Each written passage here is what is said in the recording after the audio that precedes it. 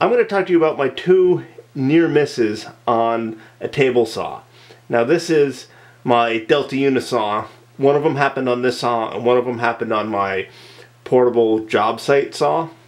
But they could happen on any table saw. And this saw, as you can see, does not have a writhing knife. I've looked for one that there's not a good way of attaching one. This is actually for where the blade guard attaches. So this saw is not easy to set up with a writhing knife, and there's a couple other things. So this is not the safest saw to begin with, but it's the saw that I have. So what was my first kickback? My first kickback was I was ripping a thin piece of wood like this. Obviously this is pre-ripped because I'm not going to demonstrate this is how I hurt myself, watch this, and then actually hurt myself again. So I wanted to rip a thin piece of wood, and imagine that this isn't ripped yet. So I grabbed my push stick, and I don't have time, I'm rushing, I don't bother getting my real push stick. I just grab a scrap of wood, start pushing. And it gets to about here, and everything's fine, but then what happens is there's no resistance in the cut anymore, so your push stick slips down and jams into the blade. So this push stick jams into the blade and against my palm and flips back. And I was standing off to the side of the saw like you're supposed to, so if you get a kickback it won't hit you directly. And but the push stick bashed into my palm, bruised my palm, and launched the stick across my garage, hitting the wall. It scared the crap out of me. I was mostly okay. I had bruised ego, scared me. So what should I have done differently? Well, not cutting the push stick is a good thing. If I had a really skinny push stick, I could have pushed over here. You could have a push stick with a bird's mouth, so even if it's being cut, it won't fall down into the blade because it'll be held up by your piece of wood. Or you could use a push stick like this, where it's never going to fall down and cut. You know, this has been cut, mostly actually not by me. This push block came this way with these cuts in it. But you could use a push stick like this one, and it'd be fine. So, anyways, but a plain block of wood with a flat end on it that can fall down into the blade is a bad idea for a push stick. The second time I got hurt worse. I was using my tenoning jig, and what you do is you clamp a piece of wood to here and you run it along, and it cuts each side of the tenon. You flip it around, you cut it again, and it perfectly centers a tenon, and it's pretty useful. And it says Morrison tenon jig manufactured, and this is how you're supposed to use it. And it might be missing stuff because I've got it used. But anyways, no matter how you have one of these and how it's clamped on, what I did wrong was I was rushing, and I fumbled the piece, and it hit the blade, 2x2 oak, jammed in and shot back at me. Maybe not the safest operation to do on a table saw, but lots of people do it.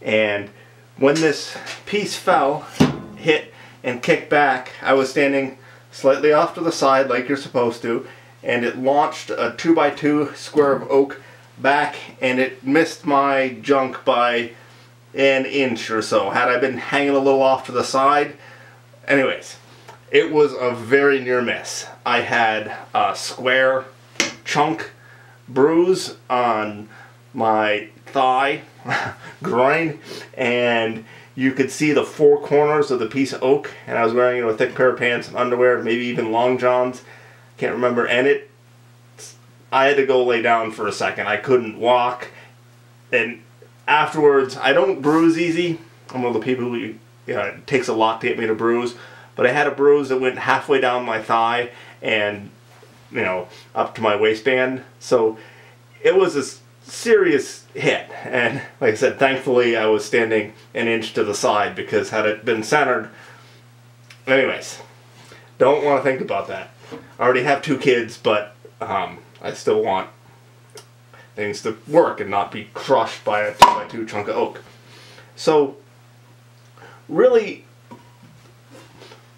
So what both instances have in common is I was rushing. The first time I didn't want to go bother to get my proper push stick with a bird's mouth. I just grabbed a scrap of wood, whatever I could find. I just grab a scrap of wood and use this as a push stick. And that was a mistake. And the second time, really, after you do a cut with a tenoning jig, really you should shut off the saw before you flip your piece around so that blade isn't whirling away just waiting for something to fall and land on it. But I had it running still, and when that piece of wood fell on it, it just launched it back and almost was catastrophic to my manhood. So I mentioned this in another video, but I think it's worth mentioning again. I think the best safety feature I've added to my saw, since it doesn't have a writhing knife and whatever else, is this Outfeed table. Now, it can flip up and support longer pieces and whatever else, but even just this extra, what is this? It's extra foot. So that means that before, to finish my blade, was only 8 inches or so. So if I cut a 16-inch piece, it's starting to tip. And now if I cut a 19-inch piece, I haven't even started yet, so I could cut a 40-inch piece before it started to want to tip down. So this lets me cut a lot more controlled and not have to be pushing down to hold up a piece. You try to rip a 4-foot long piece and you've only got, you know, an 8-inch overhang. You've got 40 inches of wood dangling out there that you're trying to hold down on the table while you're cutting, and then you're pushing down really hard over this spinning blade, and that's just asking for a slip or something terrible to go wrong. So yeah, so having this Outfeed table has really made my saw feel a lot safer to use. Now I know this table saws are still dangerous and whatever else, blah blah blah. These, but make yourself a little Outfeed table. Like I said, this one's only a foot. It makes a huge difference, just a foot extra. And having this, I can rip, you know, as long a piece as will fit in my shop, and it's perfectly fine. So yeah, little Outfeed table is great. You know, there's commercially made ones which might be better, but Outfeed table, fantastic safety addition. So one other problem with my shop is it's somewhat cluttered. That can cause problems with table saw safety also, just having junk around. But really, I don't have enough space to put everything in here. I've been trying to clean up, but I really don't have places to put everything. And if you don't have places to put everything, it's really hard to clean because, well, there's no, your stuff doesn't have a home. So I'm going to make underbench cabinets for this and basically replace this whole workbench over here. I like having a workbench behind my primary working bench because I set tools back here and work.